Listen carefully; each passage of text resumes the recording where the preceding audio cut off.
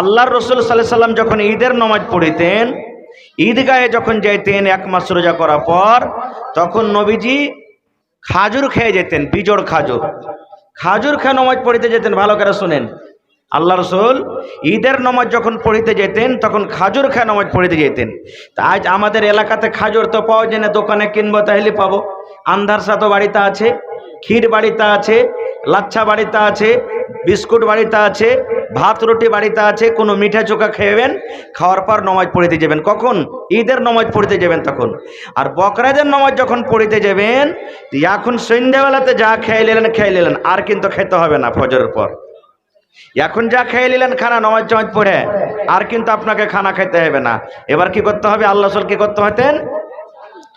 আল্লাহর নবী ফজরের নামাজের পর যেমনই সূর্যটা উঠত, নবীজি ঈদগাহের দিকে রওনা হয়ে যেতেন।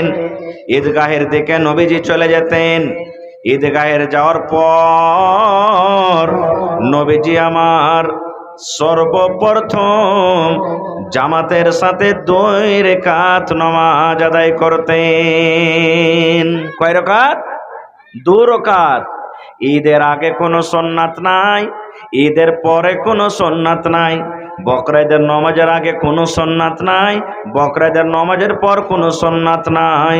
যদি কোনো মানুষ বলে আরে ঈদ বকরিদের নামাজ পড়িতে এসেছি, 2 রাকাত সুন্নাত গালা পড়েলি কিংবা পরে 2 রাকাত সুন্নাত পড়েলি, আল্লাহ রসুল বলেছেন উম্মত রে তোমার গুনাহ হয়ে যাবে, পাপ হয়ে যাবে।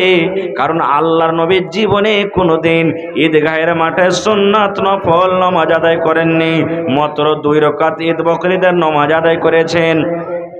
এই নামাজ ছাড়া অন্য কোন নামাজ নবীজি ঈদ বকরাদের দিন ঈদগাহের মাঠে আদায় করেননি, শুধু 2 রাকাত নামাজ। এবার নবীজি কি করতেন? খুতবা শেষ হলো, এবার নবীজি তাড়াতাড়ি করে বাড়ি আসতেন, সাহাবায়ে কেরাম বাড়িতে আসতেন, কিন্তু এখনো কোনো খানা খাননি। সন্ধ্যাবেলাতে যে খানা খেয়ে নামাজ পড়িতে চলে গেছেন, বকরাদের নামাজ পড়ার পর নবীজি আর কোনো খানা কিন্তু খাবেন না। তাড়াতাড়ি কুরবানি জবাই করতেন, আর কুরবানি জবাই করার পর নবীজির জন্য মাংস তৈরি করা হতো, গোশত রান্না করা হতো।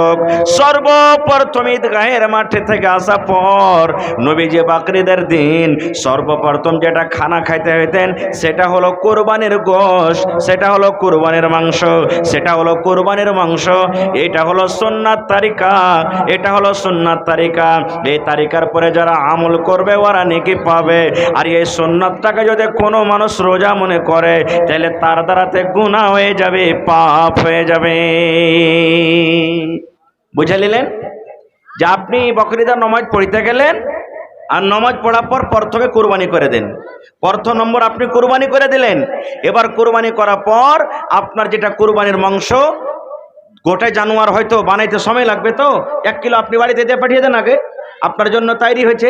যেমনি তৈরি হয়ে গেল আপনি কুরবানির গোশত খেলেন। এটা হলো সুন্নাত তারিকা। এখনো যদি কোনো মা, খালা, দাদি, নানি বলে আমি এটার পর আমল করবো, তো নেকি পাবে, কিন্তু একে রোজা মনে করতে হবে না, খুব একে রোজা মনে করতে হবে না, এটা রোজা নেই। দ্বিতীয় কথা, সুবহানাল্লাহ। এই আমার মায়েরা, খালারা, ভাইয়েরা আমার, কুরবানি ঈদ বকরিদের নামাজ পড়ার আগে করতে হয় না পরে? ভাই কখন করতে হয় কুরবানি? নামাজ পড়ার পরে না আগে? হ্যাঁ, পরে। একজন সাহাবী আল্লাহ রসুলের জামানাতে, সুবহানাল্লাহ, ও কুরবানি কইরে নিজে গোশত খেয়েছে, পাড়া পড়শিকে খাইয়ে নামাজ পড়তে চলে গেছে। কুরবানির গোশত কইরা, সহিহ হাদিস, কুরবানি জবাই কইরা গোশত খায়া ও কুরবানি করতে গেছে। আল্লাহ রসুল খুতবা দিচ্ছেন, যেমন ইমাম সাহেবের এখন খুতবা দেন ঈদগাহের মাঠে, নবী খুতবা দিলেন, রে আমার সাহাবীরা শোনো রে বাবা, তোমরা বকরিদের নামাজ পড়ে নাও, আর নামাজ পড়ার পর তোমাদের সর্বপ্রথম কাজ হবে, তোমাদের সর্বপ্রথম যেটা আমল হবে সেটা হলো তোমাদের জন্য কুরবানি। কোন পচা ম্যাক করেছেন আপনারা যে ভাই? হ্যাঁ, छोड़ दीजिए ना भाई, जो है छोड़ दीजिए, छोछा मत कीजिए। ऐसा क्यों होता है बार बार? दिलीप भाई उसको ठीक कीजिए ना। আল্লাহ রাসূল সাল্লাল্লাহু আলাইহি ওয়াসাল্লাম বলেছেন, হে আমার সাহাবীরা, তোমরা প্রথমে বকরিদের নামাজ পড়বে, আর বকরিদের নামাজ পড়ার পর তোমরা যেমনই বাড়ি যাবে, বাড়িতে যাওয়ার পর সর্বপ্রথম কাম হলো তোমাদের কুরবানি। কুরবানি করো তোমরা প্রথমে। তখন আবু বুরদা বিন নিয়া রাদিয়াল্লাহু তাআলা একজন সাহাবী দাঁড়িয়ে গেলেন, বলছেন, হুজুর, আমি যে কুরবানি করে বাড়ি থেকে এসেছি। আল্লাহ রাসূল বললেন, তোমার কুরবানি হলো না রে বাবা, তোমার কুরবানি হবে না, তোমার কুরবানি হবে না রে বাবা, তোমার কুরবানি হলো না। কারণ তুমি নামাজের আগে কুরবানি করেছো, এই জন্য তোমার কুরবানি হবে না। তোমাকে নামাজ পড়ার পর কুরবানি করতে হতো, এই জন্য তোমার কুরবানি হবে না। যে নামাজের আগে তুমি কুরবানি করেছো, কারণ তোমাকে নামাজের পর কুরবানি করতে হতো।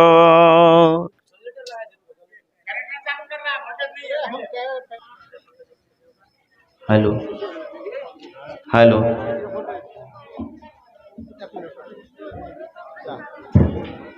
जनरेटर निसार असलम भाई, जनरेटर बंद नहीं होनी चाहिए। जब तक तकरीर होगी, प्रोग्राम खत्म नहीं होगा, लाइन आए या ना आए इससे कोई मतलब नहीं है, जनरेटर नहीं चलेगा। ठीक है, ठीक है, ठीक है।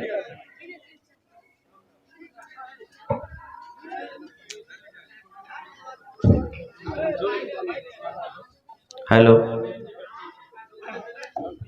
তা আমি বলছিলাম কি ভাই, যে কুরবানির হলো 5টা দিন, আর এই 5টা দিন, এই 5টা দিনে আপনাকে রোজা করতে হবে না। এক ঈদের দিন আর কুরবানির 4 দিন, এই 5টা দিনে আল্লাহ তাবারক ওয়া তাআলা রোজা করা হারাম করে দিয়েছেন।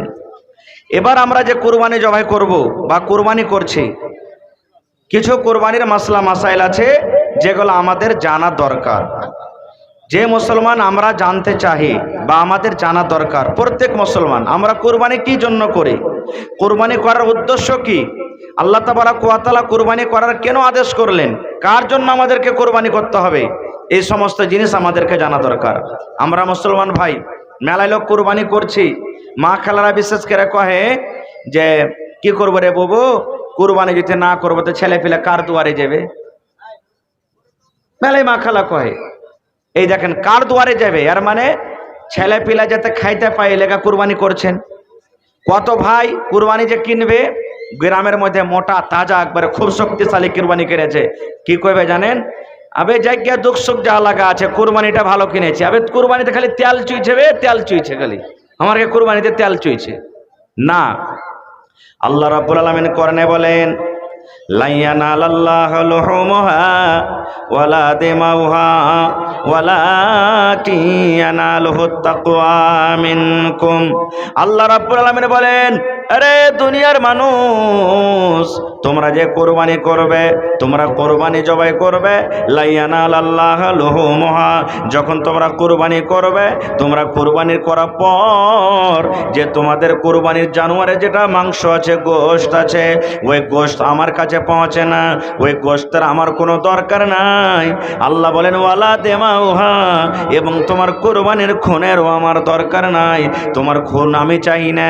আল্লাহ রাব্বুল আলামিন বলেন, ওয়ালাকিন ইয়ানালুহুত তাকওয়া মিনকুম, তুমি যে কুরবানি করবে, কোন নিয়াতে তুমি কুরবানি করছো, কোন অন্তর লিয়ে তুমি কুরবানি করছো, কার নিয়াতে তুমি কুরবানি করছো, এই তোমার ভিতরকার তাকওয়াটা শুধু আমার দরকার আছে, তোমার ভিতরকার তাকওয়াটা আমার কাছে শুধু পৌঁছে।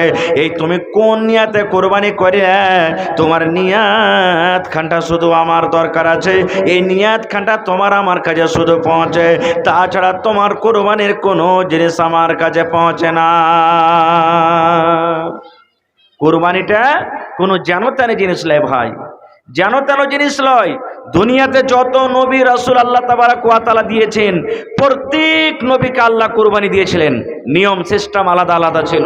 কিন্তু হযরত ইব্রাহিম আলাইহিস সালাম, যার আপনারা ঘটনা শুনেছেন, যে আল্লাহ তাবারক ওয়া তাআলার আদেশে নিজের বেটাকে কুরবানি করতে গেছিলেন, জাননি? সবাই জানছেন, আপনারা শুনেছেন যে আল্লাহ তাবারক ওয়া তাআলা ৮০-৮৫ বছর বয়সে কাকে, ইব্রাহিম নবীকে একটা সন্তান দিয়েছেন। কখন? ইব্রাহিম নবী একদিন আল্লাহর কাছে দোয়া করছেন, রব্বে হাবলি মিনাস সালিহিন। মাথার চুল পেকে গেছে, দাড়ি পেকে গেছে, চামড়া ঝড় হয়ে গেছে, বয়স বুড়া হয়ে গেছে, এখনো সন্তান হয়নি। ৮০-৮৫ বছর বয়সে হযরত ইব্রাহিম নবী দোয়া করছেন, এ রব্বুল আলামিন তুমি আমাকে একটা সন্তান দাও, একটা নেক সন্তান দাও। আল্লাহ তুমি আমাকে একটা ঈমানদার সালেহ সন্তান তুমি দান করো। এ ভাই মুসলমান, হযরত ইব্রাহিম আলাইহিস সালাম যেমনই আল্লাহর কাছে দোয়া করলেন, এরকম বয়সে আল্লাহ রাব্বুল আলামিন ইব্রাহিম নবীকে বলছেন, ইব্রাহিম ফাবাশশারনাহু বিগুলামিন হালিম, যাও আমি আল্লাহ তোমার দোয়াকে কবুল করলাম। দোয়া কবুল করে আমি আল্লাহ রাব্বুল আলামিন তোমাকে একটা খুব চতুর চালাক আমি আল্লাহ সন্তান দান করলাম। যাও তোমাকে আমি একটা সন্তান দান করলাম, আর ছেলেটা হবে কেমন? হালিম, বুর্দবার চালাক ছেলে হবে। আল্লাহর পরীক্ষা দেখেন। হযরত ইব্রাহিম আলাইহিস সালাম জীবনে ৩ জায়গাতে ঝুট কথা বলেছেন রে বন্ধু। কয় জায়গাতে? কয় জায়গাতে ঝুট বলেছেন? ৩ জায়গাতে জীবনে ঝুট বলেছেন। আর আল্লাহ রাব্বুল আমিন হযরত ইব্রাহিম নবীকে বড় বড় পরীক্ষা দিয়ে আজমাইশ করেছেন, খুব বড় পরীক্ষা। আর জীবনে ৩ জায়গাতে হযরত ইব্রাহিম আলাইহিস সালাম ঝুট কথা বলেছেন। আসলে ওগুলা শরীয়তের নিগাতে ঝুট নয়। ঝুট কথা যে বলেছেন আসলে ওগুলা তো শরীয়তের নিগাতে ঝুট নয়। এই জন্য রাসূল বলেছেন যে তোমরা ছেলে, ছোট বাচ্চা যে আছে, ছেলের সামনে তোমরা ঝুট কথা বলিও না। একদিন নবীজি বসে আছেন, আর একটা এই গুধাগালা যেমন আছে ৩-৪ বছরকার ৫ বছরকার একটা মহিলা ওর বেটাকে ডাকছে, বেটা রে এই গুধু শুন শুন শুন। ছেলেটা দৌড়িয়ে চলে এসে, তোকে কিছু দিব বেটা আয়। আমরা নিজের ছেলেরাকে বলি না, এখানে আয় রে বেটা, তোর জন্য একটা জিনিস এনেছি। ছেলেটা দৌড়িয়ে চলে এসছে। ছেলেটা দৌড়িয়ে আসার পর তখন আল্লাহ রাসূল মহিলাকে বলছেন যে তুমি যাকে ডাকলে তো কি দিবে? বলছে হুজুর একটা ওর জন্য খাজুর রেখেছি, খাজুর দেব। এবার দয়ার নবী বললে, মহিলা রে তুমি ছেলেটাকে ডাকলে কিছু দিব বলে, আর যদি ছেলেটাকে তুমি কিছু না দিতা তাহলে কিয়ামতের দিন যারা মুখ দিয়ে ঝুট কথা বলে, যারা মুখ দিয়ে মিথ্যা কথা বলে, তাদের মধ্যে তোমার গিনতি হয়ে যেত। তুমি দিব বলেছে ঠিক আছে, আর তুমি যদি মজাক করে তুমি ছেলেটাকে ডাকতে, আর যদি বলতে যে না তোকে দিব না, তোকে ডাকার লেগে এরকম করেছি, কিয়ামতের দিন যারা মিথ্যা কথা বলে তাদের গিনতিতে লিস্টে তোমার নাম চলে আসতো। কিন্তু রাত দিন আমরা ছেলে ফেলে শুধু মিথ্যা কথা বলছি। ছেলে কানতে লাগছে, বাবু 500 টাকা দেনা হ্যাঁ, 10 টাকা দেনা হ্যাঁ, আর দিব রে বেটা দিব দিব। ছেলেটা যদি কানতে লাগে, আচ্ছা শোন তোর লেগে জিলাপি আনবো। আপনি যদি ওয়াদা করলেন জিলাপি আনবো, পাপড় আনবো, যদি না নিয়ে আসেন ছেলেটার সাথে আপনি ওয়াদা খেলাপি করলেন, ঝুট কথা হয়ে গেল আপনার। এই জন্য একটা বাচ্চার সাথে ঝুট কথা বলা চলবে না, খুব চলবে না খুব। ভাই আমার, তো হযরত ইব্রাহিম আলাইহিস সালাম জীবনে ৩ জায়গাতে ঝুট কথা বলেছেন। কেমন ঝুট? একবারকার ঘটনা, হযরত ইব্রাহিম আলাইহিস সালাম ওর বাপ যে ছিল আজার, মূর্তির পূজা করত। ইব্রাহিম নবীর বাপ মূর্তির পূজা করত, সুবহানাল্লাহ। বেটা নবী আর বাপ কি করত? মূর্তির পূজা। লম্বা ঘটনা, ঘটনার দিকে আমি যাব না খুব। এবারে হযরত ইব্রাহিম আলাইহিস সালাম বাড়িতে আছেন, দোস্ত বন্ধু কিংবা বাড়ির লোক ইব্রাহিম নবীকে বলছেন, ইব্রাহিম মেলা যাবি না তুই? তো বলছেন আনা সাকিমুন, আমি বেমার আছি যাব না, আমি বেমার আছি যাব না। আসলে শরীরের বেমার নয়, অন্তর থেকে বেমার, মেলা যাব না বলে বেমার। আর আজকে আমাদের যুগে কি মেলা যদি না যেত বেমার পড়ে যাব নাকি? কত ভাই এমন আছে, এখন তো আল্লাহর রহমতে কমেছে। কিছুদিন আগে 10-15 বছর আগে শ্বশুরের বাড়ি শখ করে যাইতো টাকা চাইতে, কেনে মেলা দেখতে যাবো, মেলা যে লেগেছে, শখ করে গেছে টাকা চাইতে। যে জানারে যা, মা বাবা বলতো জানারে আব্দুল সত্তার, আব্দুল গাফার, এ আব্দুল জাফার যা তো শ্বশুরের বাড়িতে যা, মেলা লেগেছে, মেলা দেখতে তো শ্বশুর শাশুড়ি পয়সা দিবে না, যা। এই দেখেন ভাই আমার, হযরত ইব্রাহিম আলাইহিস সালাম ওই সময়তে ঝুট কথা বলেছিলেন যে আমি মেলা যাব না, আমি বেমারি হালাতে আছি, কিন্তু আসলে বেমার ছিলেন না গো। দ্বিতীয় নম্বর কোন জায়গাতে মিথ্যা কথা বলেছিলেন? সুবহানাল্লাহ। হযরত ইব্রাহিম আলাইহিস সালাম যে জায়গাতে, 1 মিনিট লেখা রাখেন, কিছু বলছি তখন আমি দোয়া করছি, নামটা লিখে দেন এখানে। একটু লেখা রাখেন, 10-15 মিনিট কিছু বলি, তখন আমি দোয়া করছি। এবার 2 নম্বরে হযরত ইব্রাহিম আলাইহিস সালাম কোথায় গেলেন? যেই ঘরে ওদের মূর্তি রাখা ছিল ওই সমস্ত মূর্তিগুলোকে ভেঙে দিয়েছে, আর যেটা সব থেকে বড় মূর্তি ছিল ওই মূর্তিটাকে ছেড়ে দিয়েছে। যখন ওর কমেরা সকালবেলাতে যখন গেছে ওদের পূজা পাঠ করার জন্য, দেখছে ওরে বাপরে একটা মূর্তি নেই, সমস্ত মূর্তিকে ভেঙে দিয়েছে। কে করলে? ওই জামানাতে বাদশা ছিল নমরুদ বাদশা, ওই বাদশাকে খবর করা হলো। বাদশার সামনে তখন কিছু যুবক ছেলে বলতে লাগলেন যে বাদশাহ, আজারের ছেলে ইব্রাহিম একটা যুবক মানুষ, ও কিন্তু মূর্তিকে খুব পুরা ভালা কইতো, আমার কেমন হয় যে ওই ভেঙেছে, ওকে ডাকা হোক। হযরত ইব্রাহিম নবীকে ডাকা হলো, চলে গেলেন। বাদশা বলছেন যে ইব্রাহিম, কে আমাদের ভগবানের সাথে এরকম করেছে মূর্তির সাথে? হযরত ইব্রাহিম আলাইহিস সালাম তখন এই কথাটা বলেছিলেন যে এই মূর্তিগুলোর মধ্যে সব থেকে যে বড়, ওয়াকে জিজ্ঞাসা করো, ওই করেছে এগুলা কথা। না হলে দেখো বড় গলা আছে আর ছোট গলাকে সবকে ভেঙে চুরে ফেল দিয়েছে। কিন্তু ইব্রাহিম নবী তো নিজে করেছিলেন, এক মানা হলো। দ্বিতীয় মানা, হযরত ইব্রাহিম আলাইহিস সালামের বলার উদ্দেশ্য যে সব থেকে বড় যে ওই ভেঙেছে, মানে সমাজের মধ্যে নবী থেকে বড় আর কি হইতে পারে? নবী থেকে বড় কে হইতে পারে? হযরত ইব্রাহিম আলাইহিস সালাম ছিলেন নবী, এর মানে নবী নিজে ভেঙেছে, মানে নবী সব থেকে বড়, এই জন্য নবী ভেঙেছে। ওরা কথাটা বুঝতে পারেনি। তখন বলছে, হ্যাঁ এগুলা কাজ কি করতে পারে নাকি মূর্তিতে? হ্যাঁ এগুলা ভগবানে কাজ করতে পারে? বলছে যখন করতে পারবে না তো কেনে তোরা ওর পূজা করছিস? 2 নম্বর এখানে মিথ্যা কথা বলেছিলেন। আর একটা মিথ্যা কথা কোনটে? হযরত ইব্রাহিম আলাইহিস সালাম ওর নিজের স্ত্রী সারাকে নিয়ে গ্রাম ছেড়ে আর থাকবো না, এখান থেকে চলে যাব। যেতে যেতে মুসলমান রাস্তাতে এক জালিম বাদশাহ, যে জালিম বাদশার নিয়তটা এত খারাপ, যদি কোনো সুন্দর বেটি ছেলে দেখতে পাইতো, যদি কোনো সুন্দর মেয়ে লোক দেখতে পাইতো, ওই মেয়ে ছেলের সাথে, ওই বেটি ছেলের সাথে সে কিন্তু কুকর্ম করতো। এত নিয়ত খারাপ।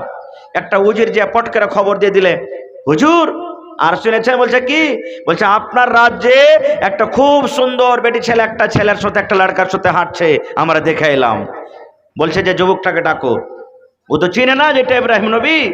হযরত ইব্রাহিম আলাইহিস সালামকে ডাকা হলো। বাদশা বলছেন তোমার নাম কি? বলছে আমার নাম ইব্রাহিম। বলছে তোমার সাথে ওইটা কে আছে? ইব্রাহিম নবী জানতেন। আর বাদশার একটা নিয়ম ছিল, মা সাথে থাক, বহিন সাথে থাক, বিবি সাথে থাক, বেটে সাথে থাক। যদি ওই মহিলার ব্যাপারে বলতো ও বাদশা আমার সাথে আমার বহিন আছে, তাহলে কিন্তু ওই বহিন মনে করে বাদশা ওই মহিলার সাথে কোনো ছেড়খানি করত না। আর যদি বলে দিত বাদশা ওইটা হলো আমার স্ত্রী, ওইটা হলো আমার মা, ওইটা হলো আমার বিবি, তাহলে বাদশা কিচ্ছু মানত না, ওই মহিলার সাথে সে কিন্তু বদকাম করত। হযরত ইব্রাহিম আলাইহিস সালাম মনে মনে বলছেন, আল্লাহ এই যে বাদশা আমাকে জিজ্ঞাসা করলে তোমার সাথে বেটি ছেলেটা কে, আল্লাহ কি বলবো এখন? ওইটা তো আমার স্ত্রী, ওকে তো বেটিও বলতে পাবো না, ওকে তো মাও বলতে পাবো না, কি বলবো? ভাবা চিন্তা করে বলছেন, আল্লাহ যদি আমি আজকে বলে দিই বাদশা ওইটা আমার স্ত্রী, তাহলে বাদশার নিয়ত খারাপ, বাদশা কিন্তু মানবে না, আমার স্ত্রীর সাথে কুকর্ম করবে। হযরত ইব্রাহিম নবী তখন বললেন, ও বাদশা ওইটা হলো আমার বোন, ওইটা হলো আমার বোন যেটা আমার সাথে আছে। তাহলে বিবিকে কি বললেন? বোন। যেমনই কথাটা বলা হযরত ইব্রাহিম আলাইহিস সালাম চলে এলেন। আসার পর তখন বিবি কায়সা বলছেন, ও আমার ভালোবাসা বিবি সারা শুনে লাও, এই জমিনের উপরে ওরে আল্লাহ আজকে আমি একটা মিথ্যা কথা বললাম বিবিরে, কিন্তু আসলে ওগুলা মিথ্যা নয়, আমার অন্তরের মালিক আল্লাহ আল্লাহ জানছেন আমি কেন মিথ্যা কথা বললাম বিবিরে। আজকে জালিম বাদশার সামনে তোমাকে আমি বোন বলে স্বীকার করেছি, তুমি হলে আমার বোন, এই জন্য তোমাকে বাদশা এখন ডাকবি, তুমিও যখন বাদশার সামনে যাইবে তোমাকে যখন জিজ্ঞাসা করবে ওইটা হলো কি, তখন তুমি বলে দিবে ওইটা হলো আমার ভাই। খবরদার স্বামী বলে তুমি আমাকে অপমান করিও না, কারণ এ সারা তুমি হলো আমার স্ত্রী। আর একটা ইসলামের দিক দেয়, মুসলমানের দিক দেয়, মুসলমান হলো ভাই, মুসলমান হইলো ভাই, রিশতা নিজের জায়গাতে আছে, কিন্তু রসুল বলেছেন আল মুসলিম আখুল মুসলিম, মুসলমানের হইলো ভাই। এই জন্য মুসলমানের যদি ভাই হইতে পারে তাহলে আমি একটা নবী, আমিও মুসলমান, আর তুমি নবীর স্ত্রী, তুমিও মুসলমান, তাহলে স্ত্রী স্বামী হইতে গেল ইসলাম ইসলামের দিক দিয়ে আমরা আপসের মধ্যে হয়ে গেলাম ভাই বোন। এই জন্য আমি কোনো মিথ্যা কথা বলিনি, কোনো গুনার কাজ করিনি। যখন কথাটা বলে দিলেন, এবার সারাকে ডাকতে হলো, ডাকো। ইব্রাহিম নবী দোয়া করতে লাগলেন আল্লাহর দরবারে, নমাজ পড়ছেন, দোয়া করছেন, মালিক মাওলা, জালিম বাদশার সামনে আমার স্ত্রীকে পেশ করা হলো। মাবুদ রে, জালিম বাদশা হলো খুব খাতারনাক বাদশা। আল্লাহ ওর নিয়ত ভালো নয়, ওর চোখটা ভালো নয়। আল্লাহ ওই বাদশার কাছ থেকে আমার বিবিকে দয়া করে তুমি বাঁচিয়ে নাও। এবার বাদশার সামনে সারা হাজির হলো। বাদশা বলছেন তোমার নাম কি? বলছে আমার নাম হলো সারা। বলছে তোমার সাথে ওইটা কে আছে? বলছে আমার ভাই। কিন্তু ভাই বললে ছেড়ে দেওয়া হয়তো, ভাই বোনের রিশতা। কিন্তু বাদশার এত নিয়ত খারাপ, আর সারা আলাইহিস সালাম এত সুন্দর, তার নিয়ত কিন্তু মানলো না। তার সাথে গলত কাম করার জন্য হাত বাড়ালছে। যেমনই হাত বাড়িয়ে দেওয়া, এবারে সারা আলাইহিস সালাম দোয়া করছেন, আয় রব্বুল আলামিন, সব কিছুরই মালিক আল্লাহ, তুমি দেখছো, তুমি জানছো। আল্লাহ জালিম বাদশা থেকে তুমি আমাকে নাজাত দাও, তুমি হেফাজত করো। যেমনই দোয়া করলেন, বিজলির কারেন্টের মতন দোয়া আল্লাহর দরবারে কবুল হয়ে গেল। যেমন এরকম ভাবে বাদশা তার দিকে ছোঁয়ার জন্য হাত বাড়িয়েছে, এরকম করে করে করে তার হাত চটকে গেল। হাত তার কাঁপতে লাগলো, হাত কাঁপতে লাগলো, মনে হয় জমিনের দিকে সে ধসতে লাগলো। এবার বাদশা বলতে লাগলো, ও আল্লাহর বান্দে সারা, তুমি দোয়া করো, আর তোমার সাথে এরকম গলত কাম করব না। তুমি আল্লাহর দরবারে একটু দোয়া করো, তোমাকে আমি নাজাত দিয়ে দেব। তুমি একটু দোয়া করো, দোয়া করো, আল্লাহ রাব্বুল আলামিন যেন আমাকে নিজের হালাতে করে দেয়। সারা দোয়া করলেন, আল্লাহ বাদশাকে তুমি নাজাত দিয়ে দাও। দোয়া কবুল হয়ে গেল, ভালো হয়ে গেলেন। কিন্তু ফের দেখেন জালিম বাদশাহ ভালো যখন হয়ে গেল, আবার হাত বাড়ালছে তার দিকে। ফের দোয়া করলেন, ফের হাত টানা, জমিনে ধসতে লেগেছে। এই করে করে একবার গেল, দুবার গেল, তৃতীয়বার গেল।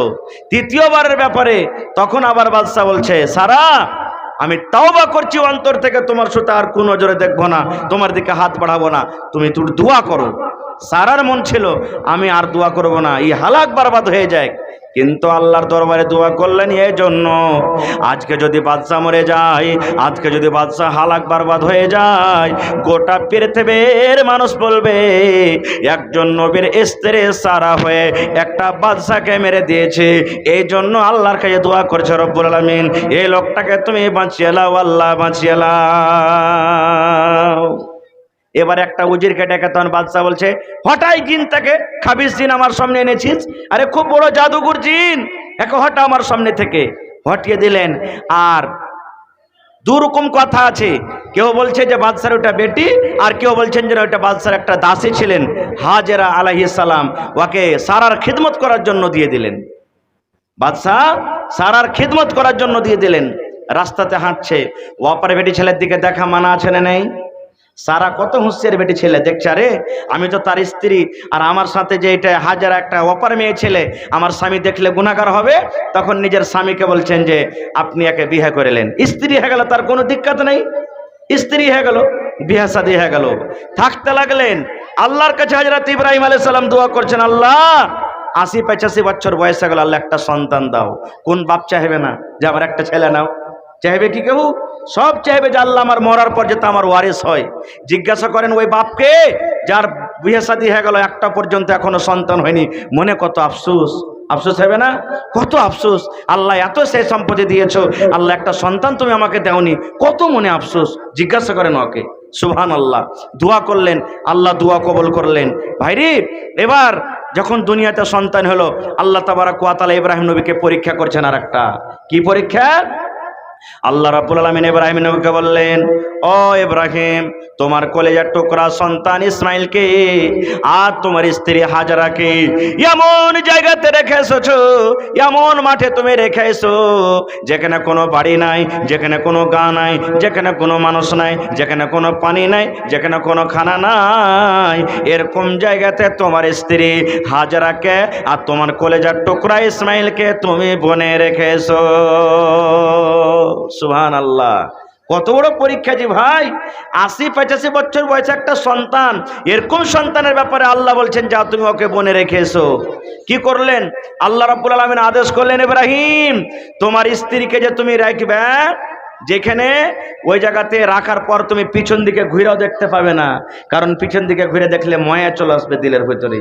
আমি আপনি যখন দিল্লি, পাটনা, পাঞ্জাব খাটতে যাব, ছেলেটাকে কোলে নিয়ে খানিক দূর যাবো, যাই না? বারবার ছেলেটাকে দেওয়া বাই বাই টাটা বেজাবে কত কি করি, কত ময়া মোহাব্বত। কিন্তু আল্লাহ বলছেন তোমার ছেলে ইসমাইলকে আর স্ত্রী হাজারাকে বনে রাখা পর তুমি পিছন দিকে ঘুরেও দেখতে পাবে না। খো সুবহানাল্লাহ। চলে গেলেন, স্ত্রীকে বললেন হযরত ইব্রাহিম নবী যে তুমি আর তোমার ছেলেকে এক উঠে নিয়ে বসো। হযরত ইব্রাহিম নবী একটা উঠে বসলেন, অল্প কিছু খাজুর আর এক কলসি পানি নিয়ে হাঁটতে লাগলেন। হাঁটতে হাঁটতে কোথায় চলে গেলেন? যেখানে এখন কাবা শরীফ আছে, তখন কাবা শরীফ ছিল না। কো কাবা শরীফ ছিল কিন্তু মাটিতে মিশিয়ে ছিল, কোনো ওজুদ ছিল না কাবা শরীফের। জমজমের কুয়া ছিল না, হাজী সাহেবেরা হজ করতে গেছেন না, জমজমের কুয়াও ছিল না তখন। দেখেন কিভাবে জমজম বাড়াইছে, কিভাবে আল্লাহ তাবারক ওয়া তাআলা জমজম তৈরি করছেন, সুবহানাল্লাহ। এবার চলে গেলেন, কোনো পানি নাই, কোনো গাঁ গ্রাম নাই, আল্লাহ যেখানে আদেশ করলেন রেখে দিলেন। ওখানে কলসি নামিয়ে দেওয়া হলো, খাজুর দিয়ে দেওয়া হলো। হযরত ইব্রাহিম নবী দুটা উটকে হাঁকাতে লেগেছেন, হাঁকাতে হাঁকাতে কিছু দূর যখন গেছে, তো হযরত হাজার মন কি যে উটগুলা চড়াইতে গেল মনে হয় ঘুরে চলে আসবে। এবার দেখছে হাঁটতে হাঁটতে হাঁটতে সাফা মারওয়া পাহাড় পার হয়ে চলে গেছে। তখন পিছন থেকে ডাক দিচ্ছেন, ও আল্লাহর দোস্ত ইব্রাহিম, ব্যাপার কি, আমাদেরকে ছেড়ে দিয়েছেন, আপনি ঘুরে আসবেন না? আল্লাহ যে পিছনে দেখতে মানা করেছেন, কোনো কথা উত্তর দেয় না। আবার বলছেন যে আল্লাহর দোস্ত ইব্রাহিম, আল্লাহর কি এটাই আদেশ যে আপনি আমাদেরকে এখানে রেখে চলে যাবেন? তখন মাথাটা এরকম ভাবে হিলিয়ে দিলেন, হ্যাঁ আল্লাহর এটাই আদেশ। আমার মায়েরা খালারা তেত্রি বাড়ি শোনেন। এবারে হাজেরা কে বলছেন, এরে আল্লাহর বান্দা, ও আল্লাহর দোস্ত ইব্রাহিম, যান, আপনি চলে যান, আপনাকে আর বাধা দেব না, আপনাকে আর রোকবো না।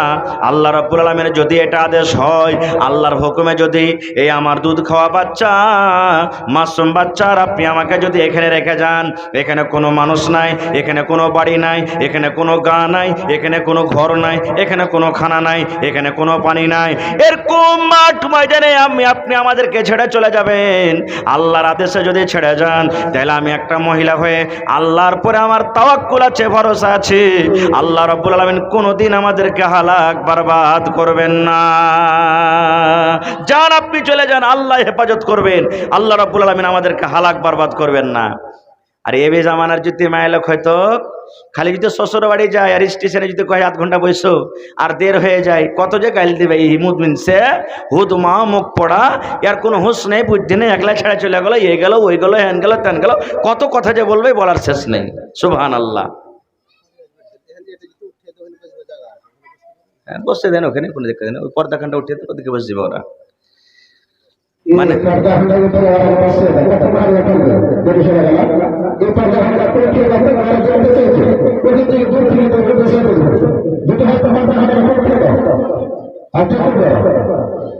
এইবারে ভাই মুসলমান রেখে চলে এলেন। কিছুদিন পর মেলায় লম্বা ঘটনা আছে, আমি ঘটনা থেকে বলবো না, শর্টে বলছি। ঘটনা বলতে গেলে মেলায় লম্বা হবে। যখন ইসমাইল নবী 6 বছর 7 বছরকার বয়স হয়ে গেল, একদিন ইব্রাহিম নবীকে আল্লাহ স্বপ্ন দেখেছেন। ইব্রাহিম নবী স্বপ্ন দেখছেন যে আল্লাহ আদেশ করছেন যে ইব্রাহিম, তোমার সব থেকে প্রিয় সন্তান কলেজার টুকরা করে ওর গলাতে ছুরি দিয়ে তুমি জবাই করো। সুবহানাল্লাহ। এটা কম বড় পরীক্ষা যে ভাই, দুনিয়াতে কোন এমন বাপ আছে, যতই বাপ সুবহানাল্লাহ পাথর দিল বলা হোক, আর যতই বেটা বদচলন হোক, কিন্তু নিজের বেটাকে জবাই করতে পারবে না। কো সুবহানাল্লাহ। আল্লাহর আদেশ দেখেন, ওই বুড়াদি কালে বলছেন যাও তোমার বেটাকে তুমি জবাই করো। হযরত ইব্রাহিম আলাইহিস সালাম আল্লাহর আদেশ পাইয়া এখানটা পকেটে ছুরি নিলেন, ছোরা নিয়ে এবার হাঁটতে হাঁটতে চলে গেলেন কোথায়? যেখানে কাবা শরীফ এখন রাখা আছে, যেখানে এখন কাবা শরীফ জমজমের কুয়া আছে, ওই জায়গাতে চলে গেলেন।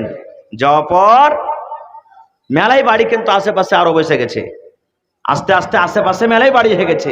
একটা লোককে বলছেন যে হ্যাঁ গো, হাজেরার বাড়ি কোনটা? তো বলছে যে এটা হলো হাজেরার বাড়ি। যেমন বাড়িতে গেলেন, নেজর চাইলেন, ঢুকলেন, বাড়িতে বসতে দিলেন।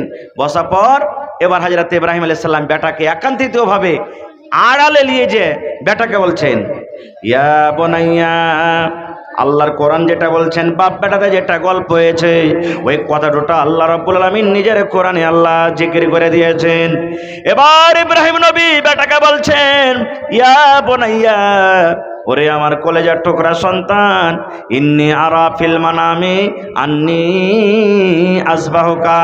বেটারে, আল্লাহ রাব্বুল আলামিন আমাকে স্বপ্ন দেখালছেন, আমি স্বপ্ন দেখেছি রে ধন, যে আমি তোমাকে জবাই করেছি, তোমার গলাতে ছুরি দিয়ে আমি তোমাকে জবাই করেছি, তোমাকে আল্লাহর রাহে আমি কুরবানি করেছি।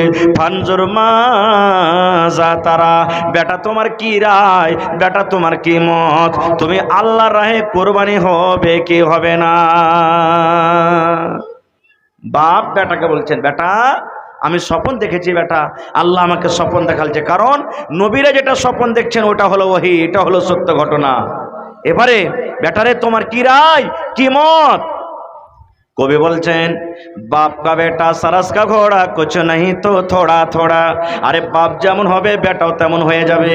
যখন হযরত ইব্রাহিম নবী বলছেন, বেটারে ও কলেজার টুকরা ইসমাইল, আমি বুড়িয়া গেছি রে ধন, আমার বয়স কাছাকাছি 90 বছর হয়ে গেছে।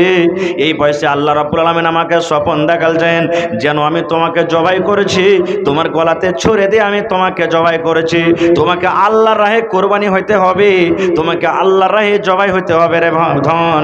বলো তোমার কি রায়, তোমার কি মত, তুমি কুরবানি হবে কি হবে না? যখন এই কথাটা বলা, হযরত ইসমাঈল আলাইহিস সালাম বললেন, ইয়া আবাতি ফাল মা তুমার সাতাজদুনি ইনশাআল্লাহু মিনাস সাবিরিন। আব্বা গো, যদি আপনাকে আল্লাহ আদেশ করে থাকে, আপনি যদি আমাকে কুরবানি করার আদেশ পেয়ে থাকেন, তাহলে আব্বা গো চলেন, কোথায় আমাকে নিয়ে যাবেন? আমি কোরবানি হয়ে যায় তাইয়ার আছি গো আব্বা, চলেন আপনি আমাকে জবাই করতে নিয়ে চলেন, আমি কোরবানি হয়ে যাব, আল্লাহর আদেশে আমি হাসতে হাসতে কোরবানি হয়ে যাব। আমাকে ধৈর্যশীল পাবেন, আমাকে সবরকারীদের মধ্যে পাবেন। আপনি যখন আমার গলাতে ছুরি দিবেন, আপনার হাত খান আমি ধরবো না, আপনার জন্য আমি ছটফট করব না, ছুরির তল থেকে উঠে পালিয়ে যাব না। আপনি আমাকে সবরকারী পাবেন, ধৈর্যশীল পাবেন। চলেন চলেন চলেন, আপনি আমাকে কোথায় নিয়ে যাবেন? তাহলে বাপও রাজি কুরবানি করব বলে, আর বেটাও রাজি কুরবানি হব বলে।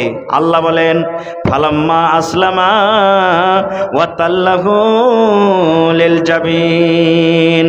বাপ বেটা রাজি হয়ে গেল, বাপ কুরবানি করব বলে আর বেটা কুরবানি হব বলে, বাপ বেটা দুজনই রাজি হয়ে গেল। এবার বাপ বেটা বাড়ি থেকে এবার হাঁটতে শুরু করে দিয়েছেন। শয়তান মানুষের দুশমন না? শয়তান মানুষের দুশমন কি দুশমন নয়? আল্লাহ নিজে বলছেন শয়তান এত বড় মানুষের জন্য দুশমন যে আল্লাহ বলছেন, দেখো মানুষ, তোমার বাপ আদমকে জান্নাত থেকে বাহির করে দিয়েছে ওই শয়তান। আমি গাছের ফল খেতে মানা করছিলাম, কিন্তু শয়তানের কথা শুনে ফল খেয়েছে, যার কারণে জান্নাত থেকে বাহির করে দিয়েছে। এত তোমাদের বড় দুশমন। শয়তান ওয়াদা করেছে, আল্লাহ আমি একাই জাহান্নাম যাব না, আল্লাহ তোমার বান্দা বান্দিরাকে আমি জাহান্নাম নিয়ে যাব। আল্লাহ বলে দিয়েছেন, যা তুই, যে আমার নেককার বান্দা বান্দি হবে তোর কথা জীবনে কোনোদিন শুনবে না, খোঁজা। এবার শয়তান তখন বিবি হাজারের কাছে মানুষের রূপে চলে এসেছেন। আসার পর কি বলছেন জানেন? হাজারা, জানো তোমার পুরুষ আর ইসমাইল কোন জায়গাতে গেল? বলছে কোথায়? বলছে আরে কুরবানি করতে নিয়ে গেল, তোমার বেটা ইসমাইলকে জবাই করবে, কুরবানি করতে নিয়ে গেল। হযরত হাজরা বলছেন যে ভাট এখান থেকে, বাপ নিজের বেটাকে কি কুরবানি করতে পারে? এগুলা মিথ্যা কথা। তখন শয়তান বলছে, হাজরা তুমি জানো না আল্লাহ রাব্বুল আলামিনের আদেশ যে তুমি নিজের বেটাকে কুরবানি করো, আল্লাহর আদেশ মানতে গেছে।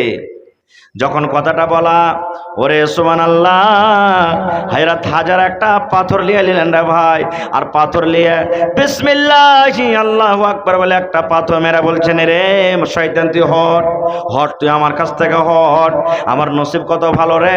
হাজারা বিবি বলছেন, আমার নসিব কত ভালো, আমার ভাগ্য কত ভালো, গোটা পৃথিবীর মানুষের কত সন্তান আছে, মহিলার কত সন্তান আছে, কিন্তু আল্লাহ রাব্বুল আলামিন কোন মহিলার সন্তান আল্লাহ কবুল করেননি, কুরবানি চাইনি। আমার নসিবটা কত ভালো, আমার একটাই সন্তান, আমার সন্তানকে আল্লাহ ভালোবেসেছেন, আর ভালোবাসার কারণে আমার ছেলেকে আল্লাহ কুরবানি পছন্দ করেছেন। এই জন্য আমি আল্লাহর আদেশে রাজি আছি। চলে যাও, চলে যাও, তুমি আমার কাছ থেকে চলে যাও, হটো, তুমি আমার কাছ থেকে চলে যাও। যখন দেখলে একে পারলো না, তখন চলে গেলেন কার কাছে? ইসমাইল নবীর কাছে।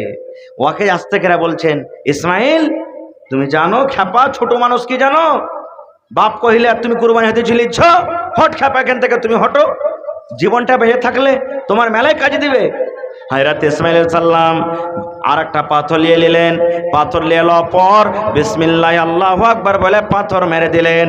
আর বলছেন, শয়তান রে তুই হট আমার কাছ থেকে, হট হট, তুই হট, আমাকে আমার না আল্লাহ থেকে না পারমানি করেছ না, আমার আব্বাকে কুরবানি করার আদেশ হয়েছে, এই জন্য আমি আল্লাহর কথা মানতে গিয়ে আমি খুশি খুশি আল্লাহর দরবারে আমি কুরবানি হয়ে যাব।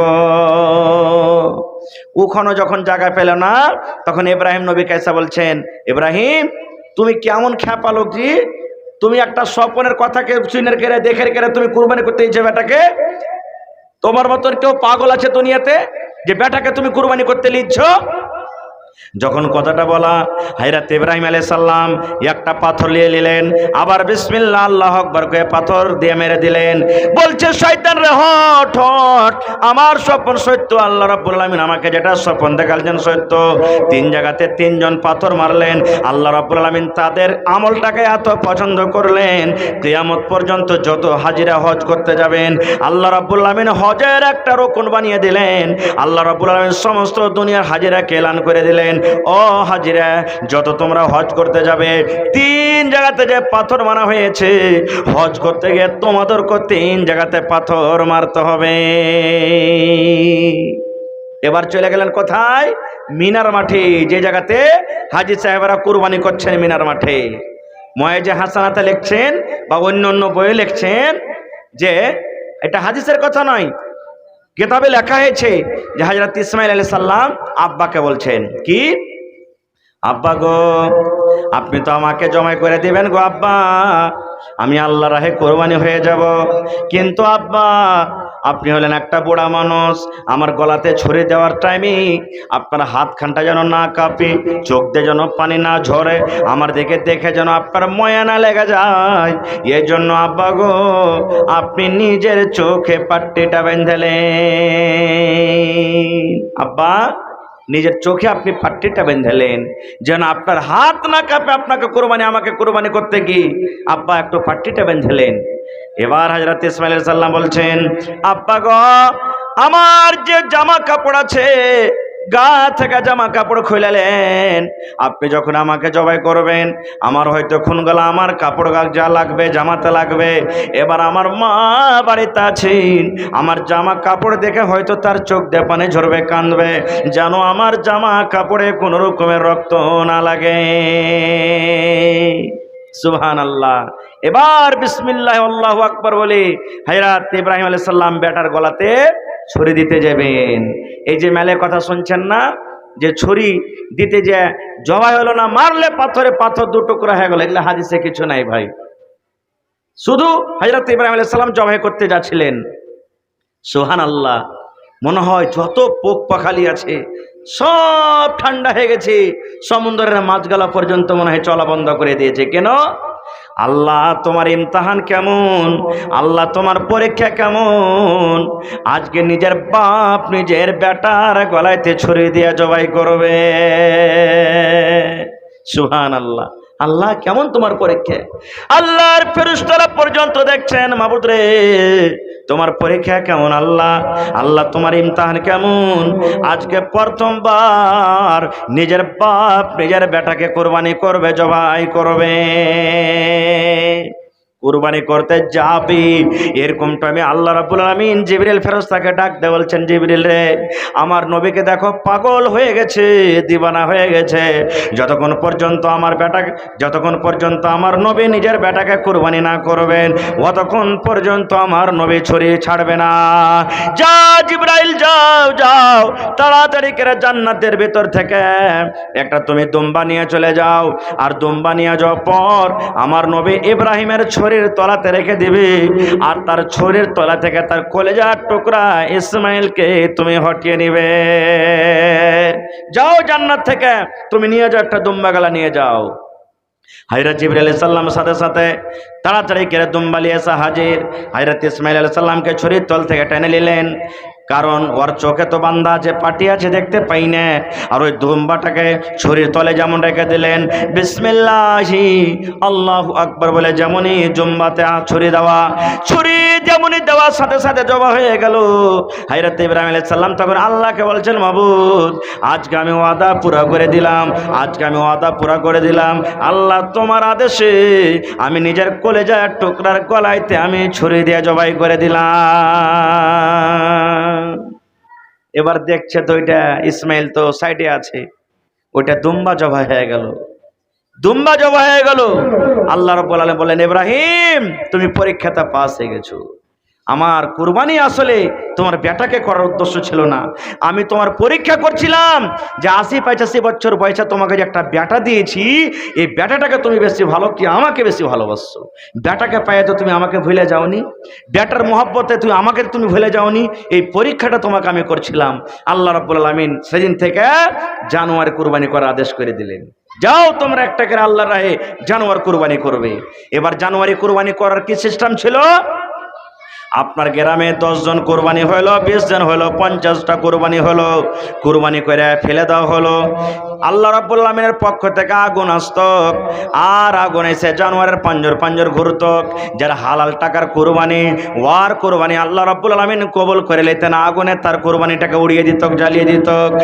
আর যার হারাম টাকার কোরবানি, ওই কোরবানিটা কবুল হয়তো না, জমিনের ওপরে পড়ে থাকতো। এরকম সিস্টেম ছিল। কুরবানি করে রেখে দিলেন, আগুন এলো আসমান থেকে আল্লাহর আদেশে, যার হালাল টাকার কুরবানি কবুল হয়ে গেল, আর যার হারাম টাকার কুরবানি পড়ে থেকে গেল। এটা হলো সিস্টেম। তখন আল্লাহ রাব্বুল আলামিন কুরবানির গোশত খাওয়া হারাম করেছিলেন, কুরবানির গোশত কেউ খেতে পারবে না। কিন্তু করতে করতে যখন শেষ নবীর বাড়ি এলেন, নবীজি যখন নবী হলেন, আল্লাহ রাব্বুল আলামিন আদেশ করলেন, নবীজি, আমি যত আগে নবী গুজরেছেন সমস্ত লোকের পরে কুরবানির জানোয়ার গোশত খাওয়া আমি হারাম করেছিলাম, কিন্তু আজ থেকে আমি হালাল করে দিলাম। যাও তুমি খাও, তোমার উম্মতকে তুমি গোশত খেতে বলো, কিন্তু হ্যাঁ, ভালো কুরবানি যেটা আমার রাহে দেয়। কেমন জানোয়ার? আল্লাহ রাসূল বলেছেন, যে জানোয়ারটা তুমি কিনবে, সিং যেন গোটা থাকে, সিং যেন ভাঙ্গা না থাকে। সিং ভাঙ্গা থাকার কোরবানি হবে না, যেন সিং ভাঙ্গা না থাকে, সিং যেন সুন্দর হয়ে গোটা থাকে। কিন্তু হ্যাঁ, যে জানোয়ারের কোরবানি দিচ্ছেন, ওই জানোয়ারটার যদি মায়ের পেট থেকে সিং জীবনে কোনোদিন বাড়ায়নি, সিংই বাড়ায়নি, আর এরকম জানোয়ারের কোরবানি হয়ে যাবে। কিন্তু সিং বাড়ালছে, আর পরে যদি সিং ভেঙে থাকে, আল্লাহ রাসূল বলেছেন, ওই জানোয়ারের কোরবানি দিও না, তোমার কোরবানি হবে না। মেলায় ফোন করে, হাজি মাওলানা, জানোয়ার কিনতে এসেছি, কিন্তু সিং তো ভালো আছে, কিন্তু ওপরকার খলিয়াটা উঠে গেছে। এরকম মেলায় জানোয়ারের হয়ে যায়, একবারে লম্বা হয়ে ছুঁচিলে হয়েছে, সিংটা ভাঙেনি, কিন্তু ওপরকার খলিয়াখানটা উঠে গেছে। হবে? হ্যাঁ হবে, কোনো অসুবিধা নেই, ওর কুরবানি হয়ে যাবে, ভাঙ্গা না থাকা চাই। আল্লাহ রাসূল বলেছেন, তুমি জানোয়ার কিনতে গেলে তোমার জানোয়ারের যেন চোখটা যেন টেরা না হয়, চোখটা যেন কানা না হয়। আল্লাহ রাসূল বলেছেন, কানা জানোয়ার যদি হয়ে যায়, টেরা হয়ে টেলা আইব, আর আইবওয়ালা জানোয়ার আল্লাহর দরবারে কবুল হবে না। তুমি ল্যাংড়া জানোয়ার জবাই করে খেয়ে লাও, কানা জানোয়ার জবাই করে খেয়ে লাও, তুমি মানুষকে ভোজ করে খাইয়ে দাও, তোমার জন্য চলবে।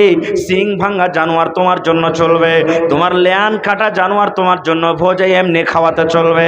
কিন্তু আল্লাহর রাহে দিতে গেলে সিং ভাঙ্গা জানোয়ারের কোরবানি হবে না, চোখ কানা জানোয়ারের কোরবানি হবে না, ট্যাং ভাঙ্গা জানোয়ারের কোরবানি হবে না, ল্যান কাটা জানোয়ারের কোরবানি হবে না। এবার রাসূল বলছেন, কোরবানি যে দিবে একটু মোটা তাজা দেখে দাও, যার গুদা আছে চর্বি আছে এরকম জানোয়ারের তুমি কুরবানি দাও। আর তোমার ভিতরে অহংকারী যাতে না আসে, অহংকারী না আসে, মোটা জানোয়ারের তুমি কুরবানি দাও। ভাই মুসলমান, এই জন্য কুরবানি বলে অহংকারী করতে হবে না। আমি আপনি 1 লাখ টাকা দামের কুরবানি দিয়ে দিই, কিন্তু হযরত ইসমাঈল আলাইহিস সালামের সমান হইতে পারে কি? জীবনে হবে না, কোনোদিন জীবনে হবে না, মানুষের সমান হবে না। এই জন্য আপনি কুরবানি দিবেন কার জন্য? আল্লাহ তাবারাক ওয়া তাআলাকে রাজি করার জন্য, আল্লাহ তাবারাক ওয়া তাআলাকে খুশি করার জন্য, আল্লাহ তাবারাক ওয়া তাআলার কাছে হওয়ার জন্য কুরবানি করবেন। মেলায় মানুষ কহে কুরবানি মোটা তাজা গলা দেখে দেবে, যাতে 7 জনাকে পুলসারাতে হড় হড় হড় করে টেনলে চলে যায়। ভুল কথা এগুলো। কে বলেছে যে কুরবানি দিতে গেলে পুলসারাত পার করে দিবে? এগুলা কোনো হাদিসে নাই।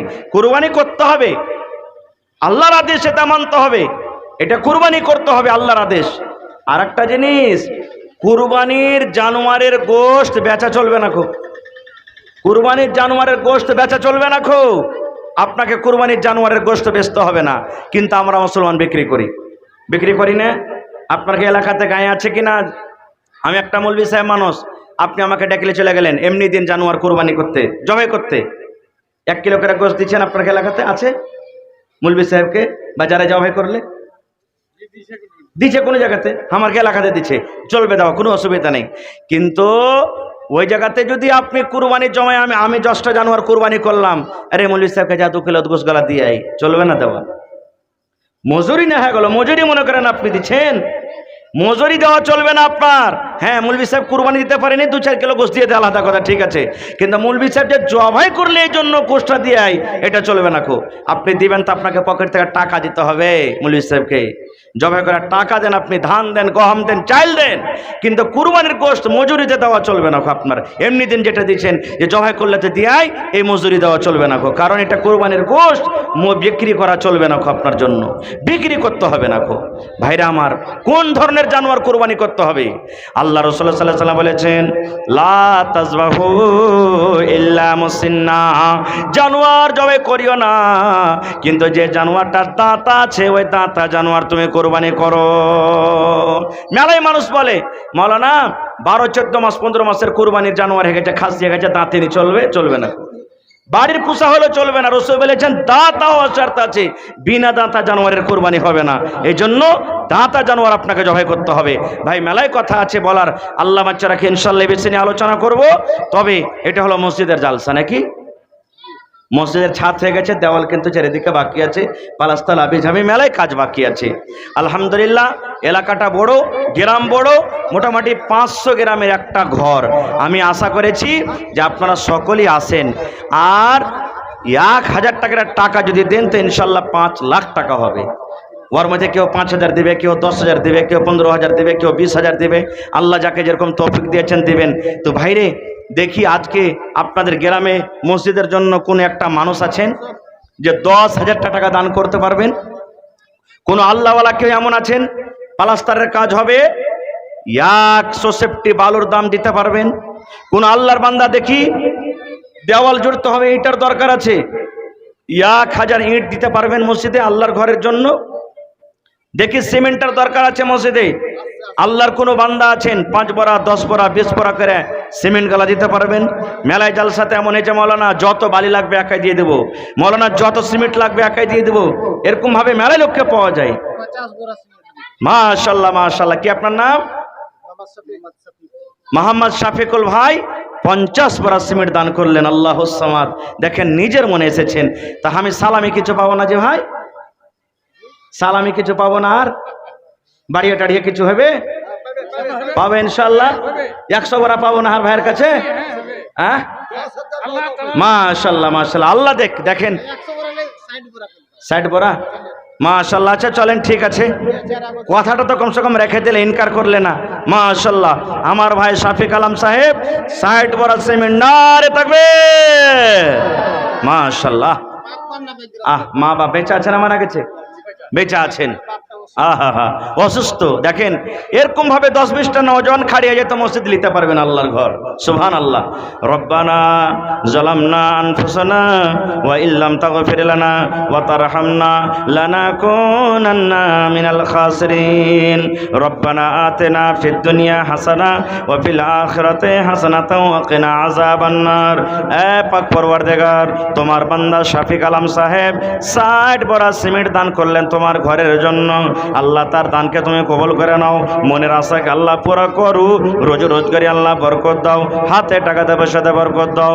এই রব্বুল আলামিন, শুনতে পেলাম মা বাপ অসুস্থ, আল্লাহ তুমি ডাক্তারে ডাক্তার, তুমি সার্জানে সার্জান, হাসিবিল বাস রব্বান নাস ইশফি আনতা শাফি লা শিফা ইল্লা শিফাউকা শিফা লা ইগাদিরু সাকামা।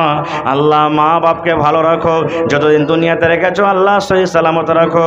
আল্লাহ আত্মীয় স্বজন যারা কবরে চলে গেছেন তাদের কবরে তুমি জান্নাতের বিছানা দিয়ে দাও।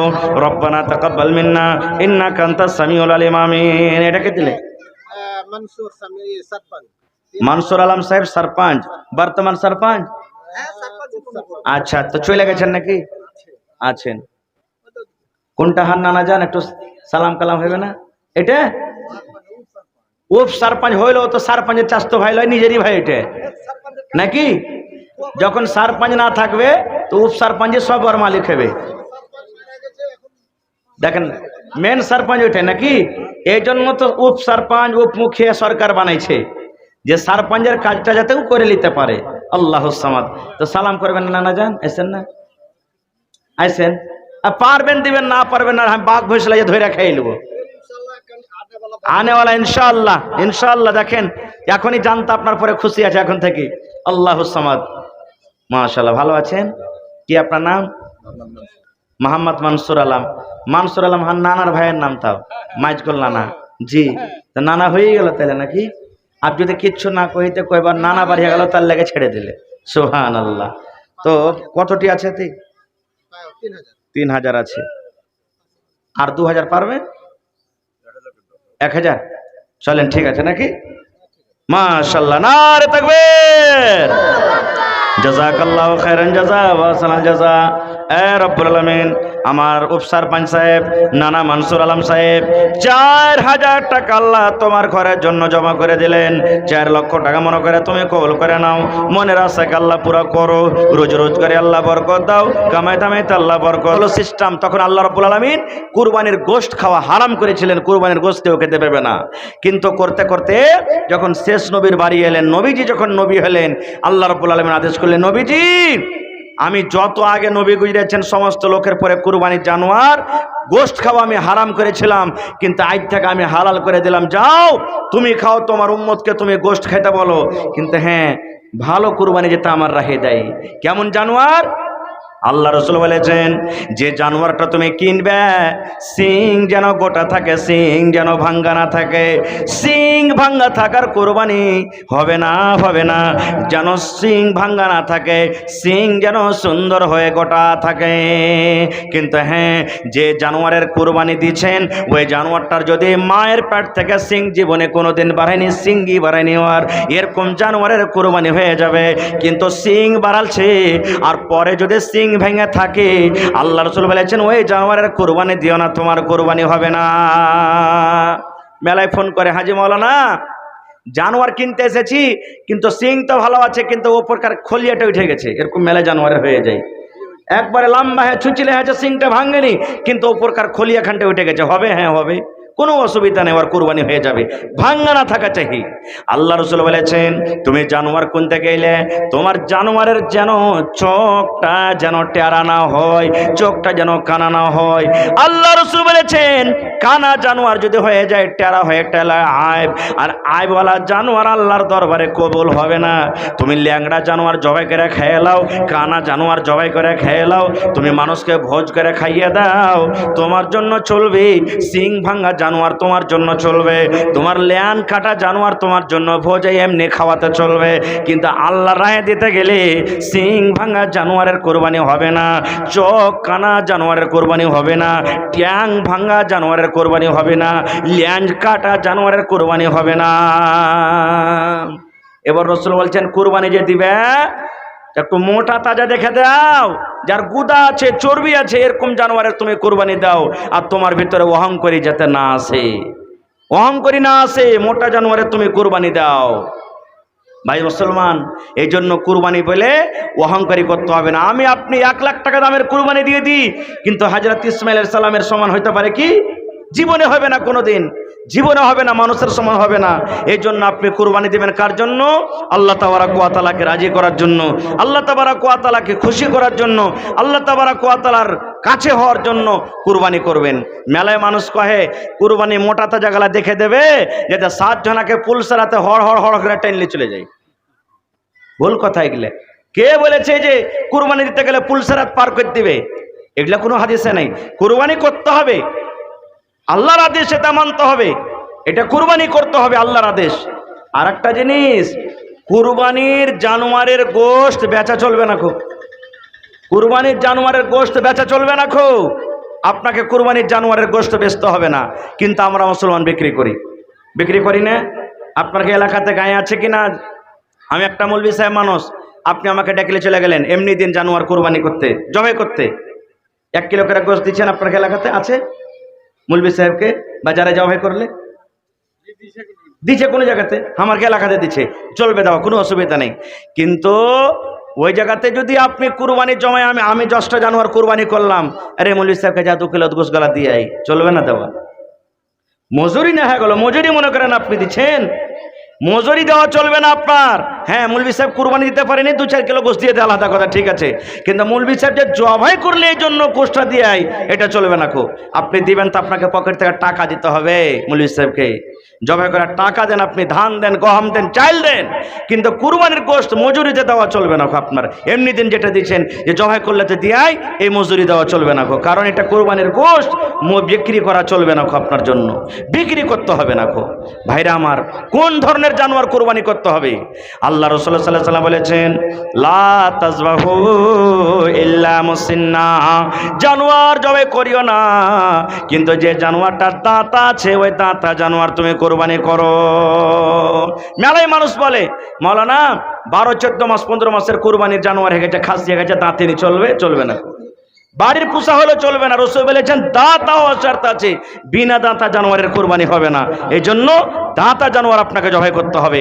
ভাই, মেলায় কথা আছে বলার, আল্লাহ বাচ্চা রাখে, ইনশাআল্লাহ বেশি নিয়ে আলোচনা করব। তবে এটা হলো মসজিদের জালসা নাকি? মসজিদের ছাদ হয়ে গেছে, দেওয়াল কিন্তু চারিদিকে বাকি আছে, পালাস্তাল আবিঝাবি মেলায় কাজ বাকি আছে। আলহামদুলিল্লাহ, এলাকাটা বড়, গ্রাম বড়, মোটামুটি 500 গ্রামের একটা ঘর। আমি আশা করেছি যে আপনারা সকলেই আসেন, আর 1000 টাকার টাকা যদি দেন তো ইনশাল্লাহ 5 লাখ টাকা হবে। ওর মধ্যে কেউ 5000 দেবে, কেউ 10,000 দেবে, কেউ 15,000 দেবে, কেউ 20,000 দেবে, আল্লাহ যাকে যেরকম তৌফিক দিয়েছেন দিবেন। তো ভাইরে, দেখি আজকে আপনাদের গ্রামে মসজিদের জন্য কোন একটা মানুষ আছেন যে 10,000 টাকা দান করতে পারবেন? কোন আল্লাহওয়ালা কেউ এমন আছেন? প্লাস্টারের কাজ হবে, 150 বালুর দাম দিতে পারবেন? কোন আল্লাহর বান্দা দেখি দেওয়াল জুড়তে হবে, ইটার দরকার আছে, 1000 ইট দিতে পারবেন মসজিদে আল্লাহর ঘরের জন্য? দেখি সিমেন্টের দরকার আছে মসজিদে, আল্লাহর কোনো বান্দা আছেন 5 বড়া, 10 বড়া, 20 বড়া করে সিমেন্ট গালা দিতে পারবেন? মেলায় জালসাতে এমন হয়েছে, মৌলানা যত বালি লাগবে একাই দিয়ে দেবো, মৌলানা যত সিমেন্ট লাগবে একাই দিয়ে দেবো, এরকম ভাবে মেলায় লোককে পাওয়া যায়। 50 बोरा মাশাআল্লাহ, মাশাআল্লাহ। কি আপনার নাম? মোহাম্মদ শাফিকুল ভাই 50 বড়া সিমেন্ট দান করলেন। আল্লাহুস সামাদ। দেখেন, নিজের মনে এসেছেন। তা আমি সালামি কিছু পাবো না যে ভাই? সালামি কিছু পাবো না? আর বাড়িয়ে টাড়িয়ে কিছু হবে? পাবে ইনশাআল্লাহ। 100 বড়া পাবো না আর ভাইয়ের কাছে? হ্যাঁ, মাশাআল্লাহ, মাশাআল্লাহ। আল্লাহ দেখেন 100 बोरा ले 60 बोरा 60 বড়া, মাশাআল্লাহ। আচ্ছা চলেন, ঠিক আছে, কথাটা তো কমসে কম রেখে দিলে, ইনকার করলে না। মাশাআল্লাহ, আমার ভাই শাফিক আলম সাহেব 60 বড়া সিমেন্ট, নারে তাকবীর, মাশাআল্লাহ। মা বাপ বেঁচে আছেন? আমার গেছে, বেঁচে আছেন। আহা, অসুস্থ। দেখেন এরকম ভাবে 10-20টা নওজোয়ান খাড়িয়ে যেত, মসজিদ নিতে পারবেন আল্লাহর ঘর। সুবহানাল্লাহ। রব্বানা যালামনা আনফুসানা ওয়া ইল্লাম তাগফির লানা ওয়া তারহামনা লানাকুনান্না মিনাল খাসিরিন। রব্বানা আতিনা ফিদ দুনিয়া হাসানা ওয়া ফিল আখিরাতি হাসানাতাও ওয়া কিনা আযাবান নার। এ পাক পরওয়ারদিগার, তোমার বান্দা শফিক আলম সাহেব 60 বড়া সিমেন্ট দান করলেন তোমার ঘরের জন্য। আল্লাহ তার দানকে তুমি কবুল করে নাও। মনের আশাকে আল্লাহ পুরা করু। রোজগারি আল্লাহ বরকত দাও। হাতে টাকাতে পয়সাতে বরকত দাও। এই রব্বুল আলামিন, শুনতে পেলাম মা বাপ অসুস্থ। আল্লাহ তুমি ডাক্তারে ডাক্তার, তুমি সার্জনে সার্জন, আসিবিল বাস রব্বান নাস ইশফি আনতা শাফি লা শিফা ইল্লা শিফাউকা শিফা আল্লাহ ইগাদিরু সাকামা। আল্লাহ মা বাপকে ভালো রাখো, যতদিন দুনিয়াতে রেখেছো আল্লাহ সহি সালামত রাখো। আল্লাহ আত্মীয় স্বজন যারা কবরে চলে গেছেন তাদের কবরে তুমি জান্নাতের বিছানা দিয়ে দাও। রব্বানা তাকাব্বাল মিন্না ইন্নাকা আনতাস সামিউল আলিম। আমিন। এটাকে দিলে मंसूर समी सरपंच মানসুর আলম সাহেব সরপঞ্চ, বর্তমান সরপঞ্চ। আচ্ছা, তো চলে গেছেন নাকি? আছেন। কোনটা হান নানা যান, একটু সালাম কালাম হবে না? এটা উপ সরপঞ্চ হইলো তো সরপঞ্চের চাস্তো ভাই লয়, নিজেরই ভাই এটা নাকি? যখন সরপঞ্চ না থাকবে তো উপ সরপঞ্চের সব ওর মালিক হবে। দেখেন মেন সরপঞ্চ ওইটা নাকি? এই জন্য তো উপ সরপঞ্চ উপ মুখিয়া সরকার বানাইছে, যে সরপঞ্চের কাজটা যাতে করে নিতে পারে। আল্লাহু সামাদ। তো সালাম করবেন না নানা যান, আইসেন না? আইসেন। আর পারবেন দিবেন, না পারবেন না আমি বাঘ ভৈসলা ধরে খেয়ে নেবো আনেওয়ালা ইনশাআল্লাহ। ইনশাআল্লাহ। দেখেন এখনই জানতে আপনার পরে খুশি আছে এখন থেকে। আল্লাহু সামাদ। মাশাআল্লাহ। ভালো আছেন? কি আপনার নাম? মোহাম্মদ মানসুর আলম। মানসুর আলম হান নানার ভাইয়ের নাম তাও মাইজকল নানা। জি, তো নানা হয়ে গেল তাহলে নাকি? আর যদি কিচ্ছু না কইতে কয়বার নানা বাড়িয়ে গেল, তার লেগে ছেড়ে দিলে। সুবহানাল্লাহ। তো কতটি আছে? 3000 আছে। আর 2000 পারবে? 1000 চলেন, ঠিক আছে নাকি? মাশাআল্লাহ। নারে তাকবীর। জাযাকাল্লাহু খাইরান জাযা ওয়া সালাম জাযা। এ রব্বুল আলামিন, আমার উপসরপঞ্চ সাহেব নানা মানসুর আলম সাহেব 4000 টাকা আল্লাহ তোমার ঘরের জন্য জমা করে দিলেন। 4 লক্ষ টাকা মনে করে তুমি কবুল করে নাও। মনের আশাকে আল্লাহ পুরা করো। রোজগারে আল্লাহ বরকত দাও। কামাই দামাইতে আল্লাহ বরকত দাও। দুনিয়ার ভেজাল দুনিয়ার ফিতনা থেকে আল্লাহ বাঁচিয়ে রাখো। আল্লাহ ইজ্জত সম্মানে রাখো। জিল্লাতের রুসওয়াই থেকে আল্লাহ বাঁচিয়ে লাও। মা বাপ দাদা দাদি নানা নানি যারা বেঁচে আছে ভালো রাখো। আর যারা কবরে চলে গেছে তাদেরকে কবরে জান্নাতের বিছানা দিয়ে দাও। মাশাআল্লাহ মাশাআল্লাহ। চেহারাটা দেখতে পাবো না একটু? হ্যাঁ, মাশাআল্লাহ মাশাআল্লাহ। এটা নাকি আল্লাহুস সামাদ আব্দুল মাতিন সাহেব, আর ছোট মামুর নাম আব্দুল মাতিন। মাশাআল্লাহ মাশাআল্লাহ। তো হার মামুই হয়ে গেল আব্দুল মাতিন মামু। 1000 ইট আর 1500 টাকা টাকা। মাশাআল্লাহ। আল্লাহুস সামাদ। ছেলে পিলা মা বাপ বেঁচে আছে কি? বাপ ইন্তেকাল করেছেন, মা বেঁচে আছেন, মাও মারা গেছে। আহ সুবহানাল্লাহ। আল্লাহুস সামাদ। দোয়া করে দিচ্ছি। কি নাম ভাইজি? মোহাম্মদ আলম। 1000। মাশাআল্লাহ। এ রব্বুল আলামিন, তোমার বান্দা আব্দুল মাতিন সাহেব 1500 টাকা ওপর থেকে 1000 ইট দান করলেন মা বাবার জন্য। হায়রে মা বাপ দুনিয়াতে নাই, কবরে চলে গেছেন। আল্লাহ, দুনিয়ার খবর পাওয়া যায়, কিন্তু কবর একটা এমন দেশ, কবর একটা এমন দুনিয়া, কবর একটা এমন জায়গা, আজ পর্যন্ত কবর থেকে কোনো খবর এলো না। আল্লাহ, এ রব্বুল আলামিন, মা বাপকে স্মরণ করে তোমার রাহে আল্লাহ তোমার ঘরের জন্য টাকা ইট জমা করে দিয়েছি। আল্লাহ, মা বাবার কবরে তুমি জান্নাতের বিছানা দিয়ে দাও। আল্লাহ, মা বাবার কবরকে তুমি নূর দিয়ে মনোয়ার করে দাও। আল্লাহ, মামাকে আমার ভালো রাখো, ছেলে মেয়ে বিবি বাচ্চাকে আল্লাহ ভালো রাখো, হাতে টাকাতে পয়সাতে বরকত দাও।